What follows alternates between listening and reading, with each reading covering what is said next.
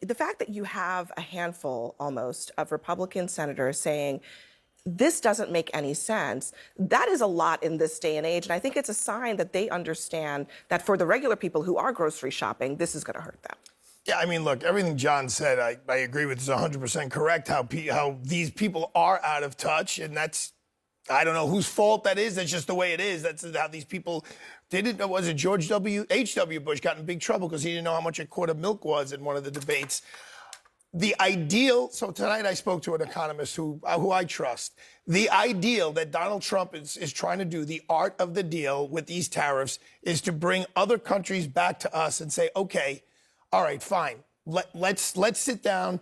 We'll pull back some of our tariffs. You pull back some of your tariffs, so we can sell some cars in Japan where they don't buy a lot of American cars, and maybe they'll chill out with some of the tariffs on that we charge them. I mean, that's the ideal. I'm not saying we're going to achieve that, but he's playing hardball. Real estate you know what I think is negotiation. one of the problems, though, and these billionaires tend to say this.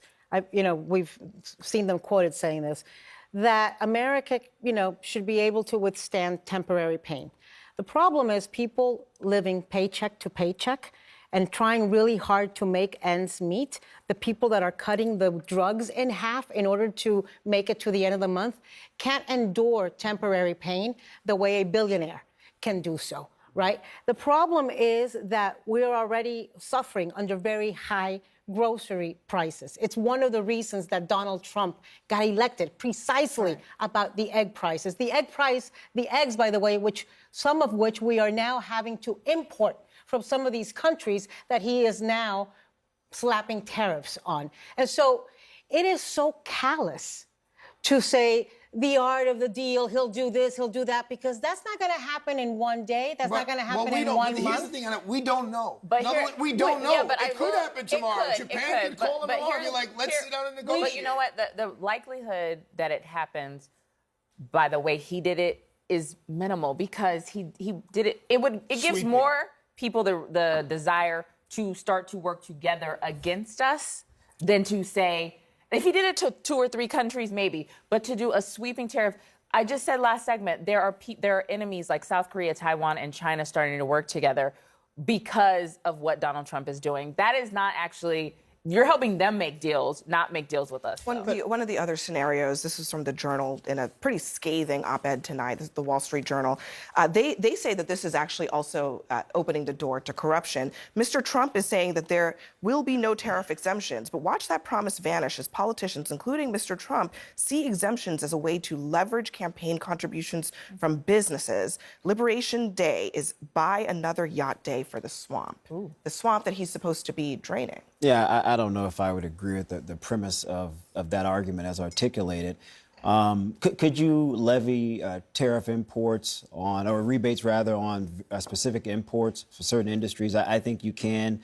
That's one way to not have this compounding effect negatively on the consumer, particularly working class. I mean, these are things that you really have to think about and work through in a comprehensive way.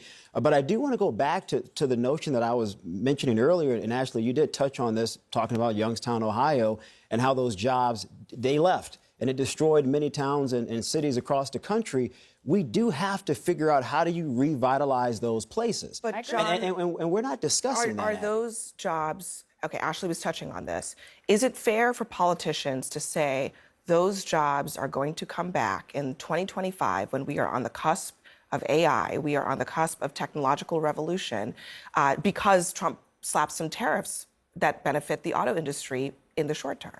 No. So the economy, your point, we're the largest economy in the world. 70% of this economy is consumer spending.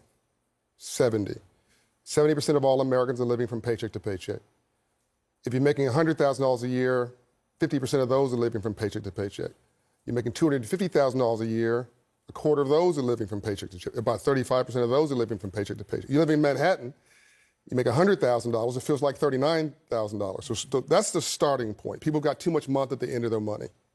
And most folks are living, before this, before all this happened, they were already stretched because of what happened with the pandemic and all the money that flowed in, which triggered inflation, which was very stubborn because it was $6 or $7 trillion flowing to the economy. The jobs that we're talking about were on their way out in the Industrial Revolution. It no longer makes any sense for us to manufacture old line manufacturing in the U.S. It's too expensive. That's why about 25% of our economy is tied to international trade. You can have manufacturing, but it's going to be high-tech manufacturing. Mm-hmm. It's going to be tied to artificial intelligence.